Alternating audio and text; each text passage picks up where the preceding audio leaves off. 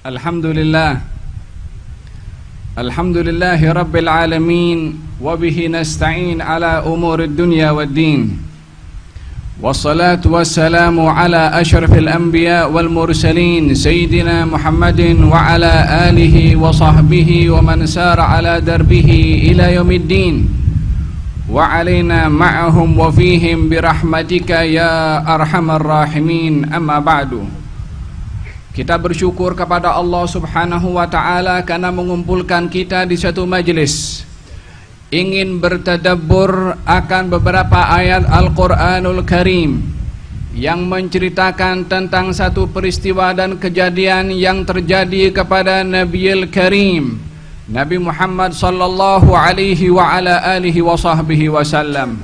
Bila mana kita mendengarkan dan menghayati akan isi kandungan Al-Quranul Karim yang menceritakan tentang satu peristiwa yang diceritakan oleh Allah Subhanahu wa ta'ala terhadap umat-umat yang terdahulu, baik daripada para nabi dan juga para rasul atau para aulia sebelum baginda Rasulullah, maka diperintahkan oleh Allah kepada mereka untuk kita bertadabbur dan juga mengambil dan meneladani kepada mereka. Maka mengingati kejadian yang terjadi kepada baginda Rasulullah sallallahu alaihi wa alihi wasallam adalah lebih utama dan lebih didahulukan. Ini disebabkan oleh karena baginda Rasulullah sallallahu alaihi wa alihi wasallam mempunyai hak kepada kita, seperti mana kita juga mempunyai hak kepada baginda Rasulullah sallallahu alaihi wa alihi wasallam. Adapun hak kita kepada baginda Rasulullah sudah pun dilaksanakan oleh baginda Rasulullah di dalam menyampaikan risalah Allah Subhanahu wa ta'ala, di dalam menyampaikan syariat Allah Subhanahu wa ta'ala. 23 tahun diperjuangkan agama ini sehingga sampai kepada kita, dan kita bersyukur kepada Allah karena dijadikan oleh Allah dalam golongan orang-orang yang beriman kepada Allah dan juga kepada Rasulnya berkat perjuangan dakwah Nabi Muhammad sallallahu alaihi wa alihi wasallam, perjuangan yang tidak boleh dilupakan, perjuangan yang tidak boleh diabaikan, perjuangan yang mesti dicatat dalam hati kita setiap hari dan setiap saat yang dilalui oleh baginda Rasulullah melalui doanya tentang kita, mengenai tentang alham, pemikiran beliau tentang kita, sehingga di dalam hadisnya beliau bersabda, hayati khairun lakum wa mamati khairun lakum. Hidup aku membawa kebaikan kepada kamu, dan setelah wafatnya aku pun juga membawa kebaikan kepada kamu. Kata mereka as-sahabah bertanya, bagaimana setelah wafatmu wahai Rasulullah membawa kebaikan kepada kami? Nabi menjawab, akan disampaikan kepada aku amal perbuatan kamu. In wajadtu khairan hamidullah. Kalau aku dapati amal perbuatan kamu baik, maka saya bersyukur kepada Allah. In wajadtu ghaira dzalik istaghfartu lakum. Kalau aku dapati amal perbuatan kamu tidak baik, maka aku memohon ampun kepada Allah. Sehingga di dalam barzakhnya pun juga ingin mengetahui akan perbuatan daripada umatnya dan menunjukkan bagaimana perhatian beliau bukan hanya di masa hidupnya, akan tetapi setelah wafatnya pun juga masih ingin melihat akan apa yang dilakukan oleh umat Nabi sallallahu alaihi wa alihi wasallam. Bila mana ini tanda cinta Nabi kepada kita, bila mana ini tanda kasih Nabi dan perhatian Nabi kepada kita, dan itu adalah yang menjadi hak kepada kita terhadap Rasulullah, sudah pun ditunaikan oleh baginda Rasulullah sallallahu alaihi wa alihi wasallam. Maka sekarang giliran kita untuk membalas ataupun untuk menunaikan hak Nabi Muhammad sallallahu alaihi wa ala alihi wasallam. Apakah hak baginda Rasulullah kepada kita? Hadirin hadirat yang dirahmati oleh Allah, ada dua perkara penting yang disebutkan oleh Allah Subhanahu wa ta'ala tentang Nabi Muhammad yang menjadi hak kepada kita. Yang pertama adalah baginda Rasulullah satu minnah dari Allah untuk kita. Yang kedua adalah baginda Rasulullah satu uswah bagi kita. Oleh sebab yang demikian di dalam Al-Quranul Karim, Allah Subhanahu wa ta'ala berfirman, "Laqad mannallahu 'alal mu'minina idh ba'atha fihim rasulan min anfusihim yatlu 'alaihim ayatihi wa yuzakkihim wa yu'allimuhumul kitaba wal hikmah wa in kanu min qablu lafi dhalalin mubin." Allah Subhanahu wa ta'ala telah memberikan kepada kamu, kepada orang beriman, al-minnah. Kata Syekh Muhammad Mutawalli Sya'rawi rahimahullah mengatakan bahwasanya minnah ini adalah satu hadiah yang menerima hadiah tidak dapat membalasnya karena terlalu agung dan besarnya hadiah tersebut.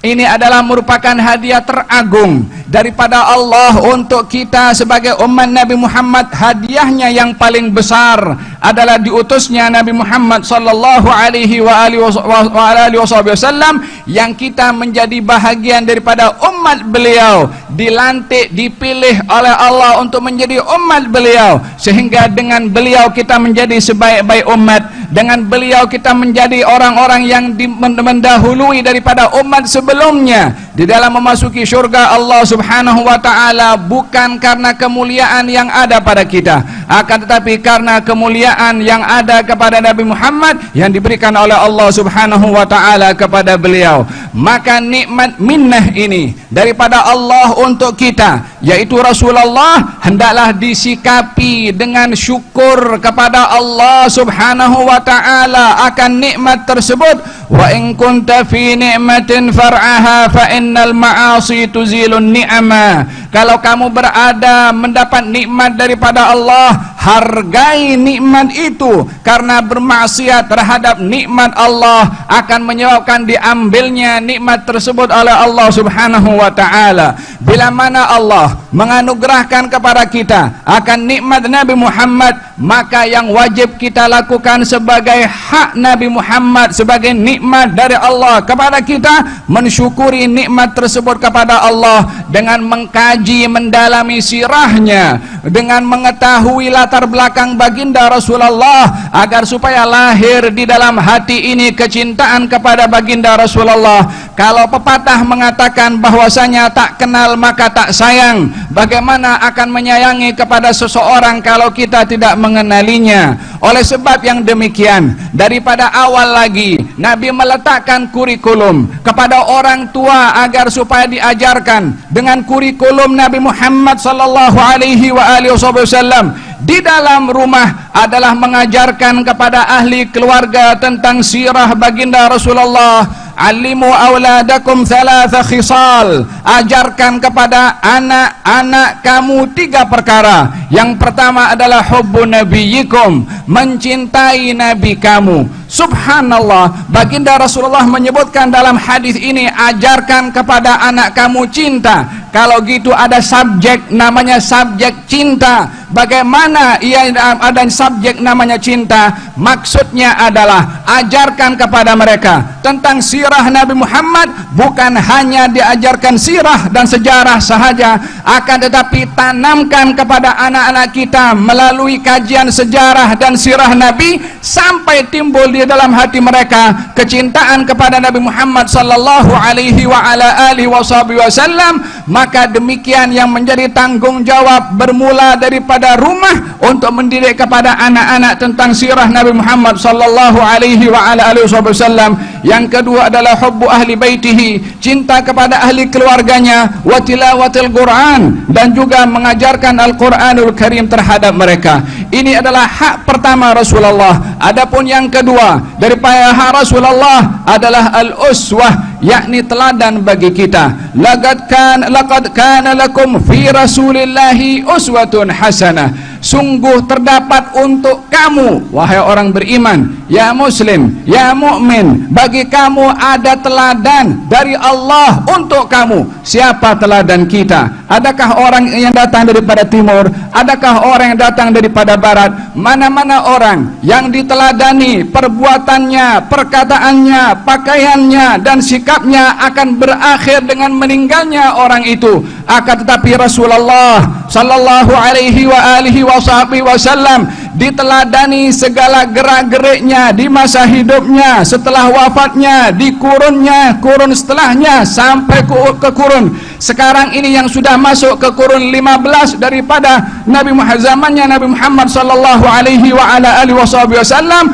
masih diulang, dikaji, disebut nama baginda Rasulullah sallallahu alaihi wasallam. Bagaimana tidak diingati namanya, sementara ahlus sama mengingati dan menyebut nama Nabi Muhammad sallallahu alaihi wasallam, sehingga dengan ketinggian darjat beliau di sisi Allah subhanahu wa ta'ala diperjalankan oleh Allah subhanahu wa ta'ala dalam peristiwa Isra dan Mi'raj, yang kita sedang berada dalam satu acara mengingati Isra dan Mi'rajnya Nabi Muhammad sallallahu alaihi wasallam, yang dibacakan ayatnya sebentar tadi oleh Sayyid Muhammad bin al-Marhum Sayyid Al-Habib Munzir bin Fuad Al-Musawa, tentang peristiwa Isra dan juga Mi'rajnya baginda Rasulullah yang diceritakan oleh Allah di dalam Al-Quranul Karim. Dengan demikian, bila mana peristiwa Isra dan Mi'raj diceritakan oleh Allah di dalam Al-Quran, subhanalladzi asra bi'abdihi laylan minal masjidil haram ilal masjidil aqsa alladzi barakna hawlahu linuriyahu min ayatina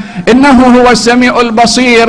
Maha suci zat yang memperjalankan hambanya daripada Masjidil Haram menuju Masjidil Aqsa, yang kami berkati sekelilingnya untuk kami Allah tunjukkan kepada Nabi tentang tanda-tanda ayat-ayat kebesaran kami. Sesungguhnya Allah maha mendengar lagi maha menyaksikan. Maka dengan demikian, itu tadi ayat yang saya baca adalah tentang peristiwa Isra. Adapun peristiwa Mi'raj yang dibacakan sebentar tadi oleh Sayyid Muhammad, maka dengan demikian ada dua peristiwa yang kedua-duanya adalah sangat agung dan sangat mulia bagi baginda Rasulullah. Akan tetapi menjadi soalan besar kepada kita, apa yang menyebabkan baginda Rasulullah diperjalankan oleh Allah subhanahu wa ta'ala, diundang sampai kepada satu peringkat di mana di tempat itu tidak ada sesiapapun, malaikat, para nabi, para rasul yang sampai ke tempat itu kecuali satu orang sahaja, yaitu nabi kita yang kita bangga dengan beliau,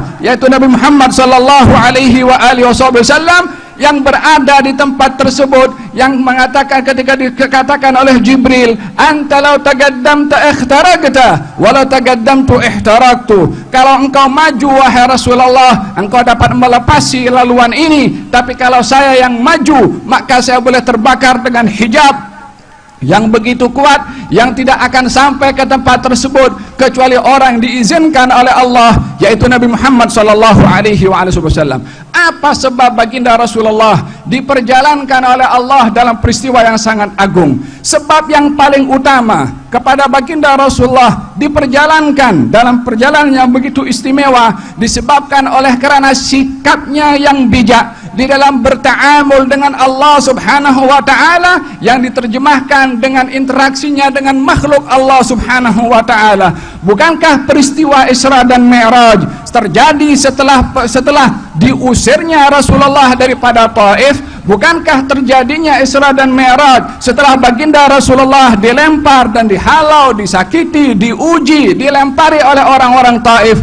Apa yang disikapi oleh Nabi kepada mereka? Maka disikapi oleh Nabi kepada mereka bagaimana sikap Allah subhanahu wa ta'ala kepada hambanya, yaitu dengan sikap menunjukkan rahmat, sebagaimana Rasulullah adalah merupakan rahmat, ditunjukkan kalimat dengan sikap ihsan, karena Allah subhanahu wa ta'ala menjanjikan hal jazaa'ul ihsani illal ihsan, balasan orang berbuat ihsan adalah ihsan. Ihsannya Rasulullah, rahmatnya Rasulullah kepada umat manusia termasuk yang mengganggu dan menyakiti kepada beliau. Ketika didatangi oleh dua malaikat yang menjaga gunung dan ingin menjatuhkan kepada mereka gunung, katanya jangan. Kata baginda Rasulullah dua perkara yang diharapkan oleh Nabi ketika melarang malaikat untuk menjatuhkan gunung kepada mereka. Yang pertama adalah baginda Rasulullah mengatakan, Allahumma hdi qaumi fa innahum la ya'lamun. Ya Allah, berikan hidayah kepada kaumku, sesungguhnya mereka tidak tahu. jauh. Yang kedua adalah aku mengharapkan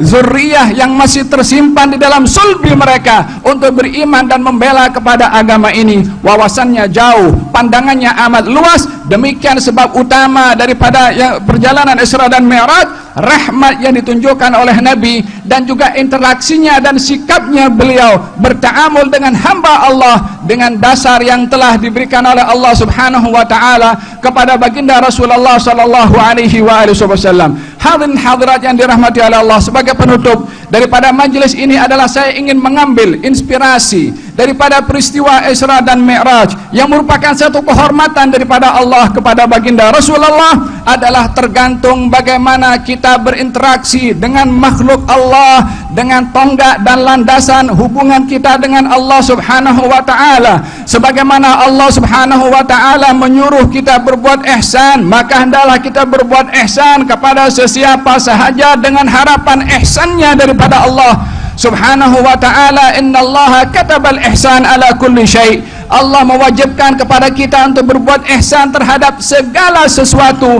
Demikian sabda Nabi Muhammad sallallahu alaihi wa ala alihi wasallam. Kita berdoa kepada Allah dalam majlis yang penuh dengan barakah ini, majlis memperingati Isra dan Mi'rajnya Nabi Muhammad sallallahu alaihi wa alihi wasallam. Mudah-mudahan Allah Subhanahu wa taala membuka hati dan fikiran kita untuk mengenal lebih dalam tentang Rasulullah sebagai minnah dan nikmat daripada Allah kepada kita, sehingga menyatu di dalam hati dan sanubari kita kecintaan yang tidak mempunyai penghujung kepada baginda Rasulullah sallallahu alaihi wa alihi wasallam, supaya cinta dibalas dengan cinta terhadap baginda Rasulullah. Dan yang kedua adalah merupakan amanah daripada Allah kepada kita, kalau beliau adalah merupakan satu teladan, beliau adalah contoh dalam kata-kata kita, beliau adalah contoh pada pandangan kita, beliau adalah contoh pada pendengaran dan seluruh sikap kita. Ambillah teladan yang datang daripada Allah untuk kita, maka kita akan terpandu dalam kehidupan di dunia dan juga di akhirat. Mudah-mudahan Allah Subhanahu wa taala memberkati pertemuan kita pada malam hari ini,